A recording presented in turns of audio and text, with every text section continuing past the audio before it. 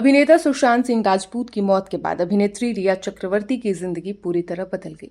एक तरफ सुशांत की मौत की जांच को लेकर रिया लगातार सवालों के घेरे में रहीं, तो दूसरी तरफ उनके परिवार को भी इसका असर झेलना पड़ा। अब रिया ने उस मुश्किल दौर को याद करते हुए बताया है कि 2020 के बाद उनकी और उनके परिवार की जिंदगी किस तरह बदल गई थी।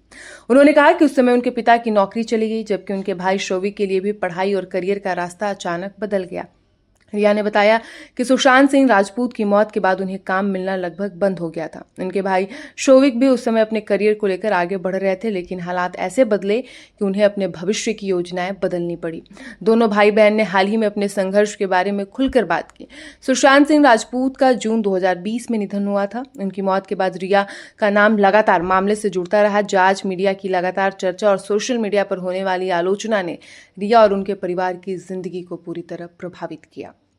रिया और उनके भाई को नारकोटिक्स कंट्रोल ब्यूरो की जांच के दौरान गिरफ्तार भी किया गया था। रिया को करीब 27 दिन जेल में रहना पड़ा। बाद में उन्हें जमानत मिल गई और इस पूरे दौर में उनका परिवार भी लोगों की नजरों में रहा।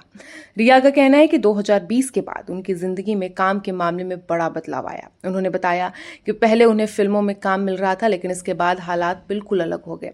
रिया के मुताबिक कोई भी मुझे साइन नहीं कर रहा था और मेरे भाई को कोई नौकरी नहीं दे रहा था। उन्होंने बताया कि इस पूरे विवाद का असर उनके पिता की नौकरी पर भी पड़ा।